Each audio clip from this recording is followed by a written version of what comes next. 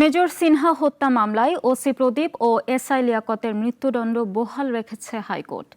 SI Nandadulal সহ ৬ জনের যাবজ্জীবনে জজ আদালতের রায়ও বহাল রয়েছে। সব আসামিকে জরিমানা করা হয়েছে ৫০,০০০ টাকা করে। রায়ে সন্তুষ্ট সিনহার পরিবার। অলুল রনির রিপোর্টে বিস্তারিত। ৩১ জুলাই ২০২০ রাত ৯:৩০ পরপর ৪টি গুলি আর গলায় পাড়া দিয়ে কয়েকজন পুলিশ সদস্য নিশ্চিত করেন মেজর সিনহার মৃত্যু।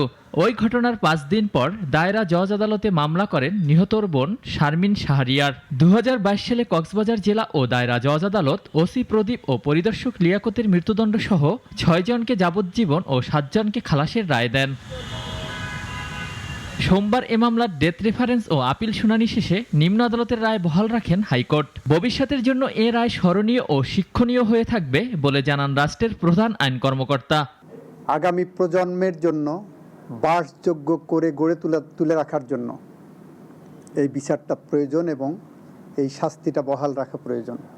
মহামান্য হাইকোর্ট বিভাগ আজকে নিম্ন আদালতের বিচারিক আদালতে রায় বহাল রেখেছেন, অর্থাৎ 2 জনের ফাঁসি এবং 6 জনের যাবজ্জীবন জেল এটি বহাল রেখেছেন।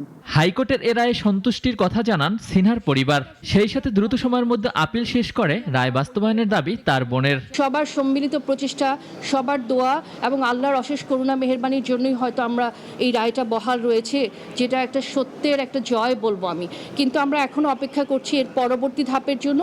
যখন পরবর্তী ধাপটা সম্পূর্ণ হবে এবং যেদিন রায়টা কার্যকর হবে এই রায়টা, সেদিন আমরা বলবো যে আমরা সম্পূর্ণভাবে সন্তুষ্ট। অবসরপ্রাপ্ত সামরিক কর্মকর্তাদের পক্ষে রাওয়া ক্লাবের সভাপতি জানান, আজকের রায়ে ন্যায় বিচার প্রতিষ্ঠা হয়েছে। বিচার এমন একটা জিনিস, সেখানে মেজর কিংবা সেনাবাহিনী কিংবা সাধারণ মানুষ এতে কোনো পার্থক্য করেন না বিচারকরা। তারা সঠিকভাবে তাদের জাজমেন্ট দিয়েছেন এবং মহান আল্লাহর কাছে আমরা কৃতজ্ঞ এবং আমরা সেনাবাহিনীর পক্ষ 3 বাহিনীর পক্ষ থেকে আমরা সন্তুষ্টি প্রকাশ করছি আজকের এই রায়ে। এ মামলায় ওসি প্রদীপ, পুলিশ পরিদর্শক লিয়াকত সহ সব আসামিরা কারাগারে আছেন। অলুল রনি, নাগরিক, ঢাকা।